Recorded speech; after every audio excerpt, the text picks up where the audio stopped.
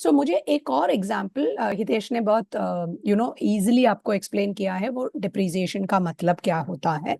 And that is of course a benefit. वो अगर 2% 2.5% हर साल डिप्रिशिएट इंडियन करेंसी होता है, वो मेरे रिटर्न में एक फ्री का रिटर्न आ जाता है।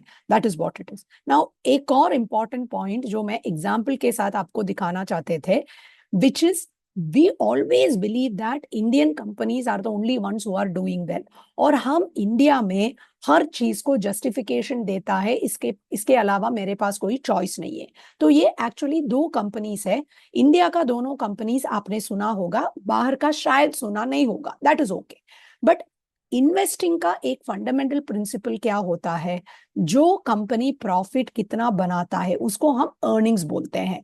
जितना आप अर्निंग्स बनाते हैं उतना आपका रिटर्न लॉन्ग टर्म में आएगा।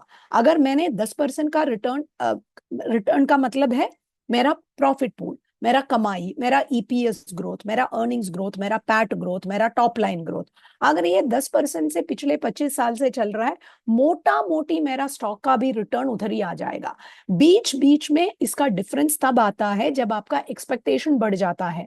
तो अमेजोन का रिटर्न इतना अच्छा क्यों है, एप्पल का रिटर्न इतना अच्छा क्यों है? क्योंकि वो कंपनीज ने ही 20-25% पे हर साल पिछले 10-12-25 साल से ग्रो कर रहे हैं। इसलिए उसका स्टॉक, जिस साल उसका ग्रोथ कम होना चालू होगा, उस टाइम से उसका भी return on the shares will start reducing. So here what has happened, the other important thing in investing is, which is the fundamental principle of investing, is valuation matter।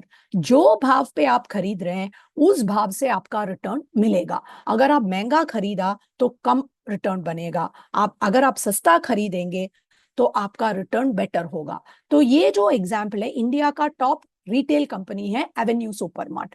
ये नाम शायद हम में से किसी ने भी नहीं देखा होगा, बट जब आप ग्लोबल इन्वेस्टिंग करते हो, फंड मैनेजर का काम होता है ऐसा कंपनीज ढूंढने का। अभी पोलैंड क्या है, वो क्या करता है, कहाँ पे है, कोई फर्क नहीं पड़ता है। बट आप इतना देख लीजिए, दिनो पोल्स्का करके एक कंपनी है जो भी एवेन्यू सुपरमार्ट जैसा रिटेलिंग करता है। शायद हम लोग कभी उधर ट्रैवल करेगा तो उसका वॉलमार्ट का जो हम जैसे देखते हैं एडवर्टाइजमेंट देखेगा या एक बार घुस जाएंगे, नहीं तो हमको ये कंपनी के बारे में कुछ भी पता नहीं होगा। अभी आप देखो, इसका हर चीज जो स्टॉक में इन्वेस्ट करते हैं हम देखते हैं रेवेन्यू ग्रोथ का सीएजीआर। जितना एवेन्यू सुपरमार्ट का ग्रोथ है उतना इस कंपनी का मार्जिन है 8.5%, ये पोलैंड का कंपनी का 9.5% है, कुछ कम नहीं है। नेट मार्जिन जो आप सारे उसके बाद बनाते हैं, 5% का मार्जिन है दोनों का। रिटर्न ऑन इन्वेस्टेड कैपिटल, मैंने जो पैसा लगाया उस पे मुझे क्या रिटर्न मिलता है, वो दोनों का एक का 19 है, दूसरे का 20 है, कोई फर्क नहीं है। प्राइस टू अर्निंग्स, जो भाव पे मैं 2019 में अगर इन्वेस्टर था, एवेन्यू सुपरमार्ट खरीदा 100 के पीई पे, और बहुत ज्यादा इसका हवा होता था तब, ठीक है, 100 के पीई पे लोग खरीदते थे इस स्टॉक को और जस्टिफाई इंडिया में करते थे ये ग्रो करेगा, ग्रो करेगा, ग्रो करेगा। ये जो कंपनी है 35 के पीई पे उस दिन हमको मिलता था।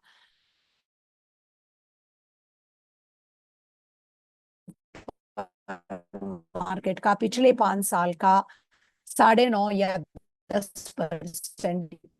दूसरा कंपनी का रिटर्न है 20%।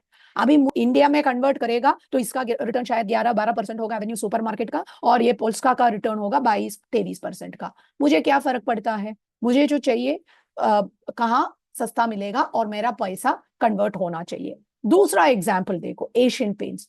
हमेशा बोला जाता है एशियन पेंट्स का जैसा कोई कंपनी नहीं है, 60% मार्केट शेयर मिलता है। वो केस स्टडी है, पूरे आईआईएम्स में वगैरह में इसके ऊपर केस स्टडी बनाया है, डीलर्स को कैसे डील करना है ये सब एशियन पेंट से सीखे, सब कुछ ठीक है, everything you can. Sherwin Williams दुनिया का सबसे बड़ा पेंट कंपनी है, यूएस का कंपनी है, लेकिन वर्ल्ड का लार्जेस्ट पेंट कंपनी है।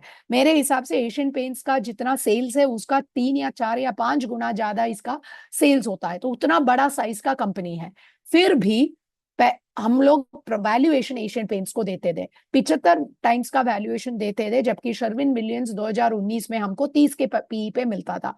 उसका रिटर्न है 13%। एशियन पेंट्स अभी मजाक में लोग आते हैं, बोलते हैं कि 5 साल में कुछ रिटर्न बनाया ही नहीं। क्यों बनाया नहीं है? 75 के पीई पे हम खरीदना चाहते थे, saying that Asian paints will grow. उसका ग्रोथ स्लो डाउन हुआ है, काफी दूसरे कंपटीशन आए हैं, ये सब लोग आया है। तो हमारा ये एग्जाम्पल का मतलब ये है कि आपको समझना चाहिए इंडिया में अपॉर्चुनिटीज है, उतना ही या उससे ज्यादा अपॉर्चुनिटीज आपको दूसरे जगह पे मिलता है।